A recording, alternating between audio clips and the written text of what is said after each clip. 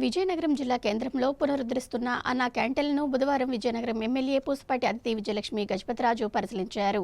నగరంలో municipal corporation, RTC complex, గోసాసుపత్రి వద్ద 3 అన్నా క్యాంటీన్లను త్వరలో ప్రారంభించేందుకు మరమ్మతు పనులు చేపట్టారు. ఆ పనులను పరిశీలించిన ఎమ్మెల్యే అదితి సంతృప్తిని వ్యక్తం చేశారు.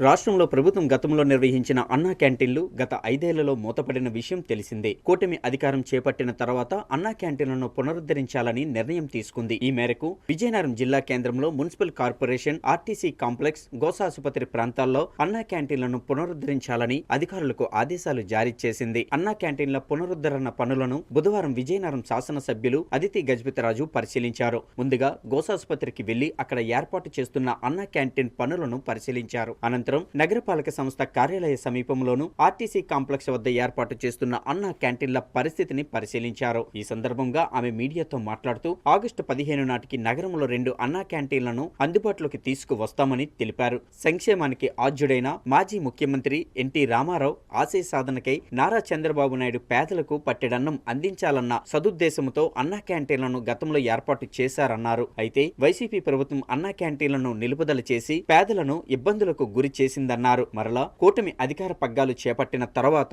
చంద్రబాబు నాయుడు రాష్ట్ర వ్యాప్తంగా అన్నా క్యాంటీన్లను పునరుద్ధరించాలని నిర్ణయించారన్నారు. ఈ కార్యక్రమంలో నగరపాలక సంస్థ commissioner MM Naidu, EE K Srinivasarao, TDP నాయకులు ఐవీపీ రాజు, పిల్లా విజయ్ కుమార్, కనకల మురళీమోహన్, లక్ష్మీ వరప్రసాద్, అవనాపు విజయ్, విద్యపు వెంకట ప్రసాద్ తదితరులు పాల్గొన్నారు. ఈ రోజు మనం అన్నా క్యాంటీన్లు పరిశీలన చేయడానికి వచ్చాం. అయితే విజయనగరంలో 3 అన్నా క్యాంటీన్లు ఉన్నాయి, కానీ ఇప్పుడు మనం 15th ఆగస్ట్కి ఓపెన్ చేస్తున్నాం. ఈ 15th ఆగస్ట్ రోజున స్టేట్ వైడ్ 15 అన్నా క్యాంటీన్లు ఓపెన్ చేస్తారు. అయితే ఈ అన్నా క్యాంటీన్లు ప్రత్యేకంగా మనం పేద ప్రజల కోసం వాళ్ళ ఆకలి తీర్చడానికి అనేది పెట్టాం.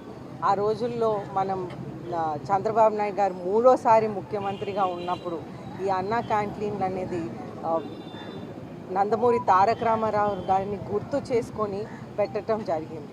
అయితే కేవలం 5 రూపాయలకి టిఫిన్, 5 రూపాయలకి మధ్యాహ్నం భోజనం, 5 రూపాయలకి రాత్రి భోజనం అనేది పెట్టడం జరిగింది. అయితే అన్న నందమూరి తారక రామారావు గారు పార్టీ 60 సంవత్సరాలకి సినీ రంగంలో ఉండి 60 సంవత్సరాలకి వారు సినీ రంగంని ఆపేసి ప్రజాసేవ కోసం అని ఈ పాలిటిక్స్లో, రాజకీయంలో రావటం జరిగింది.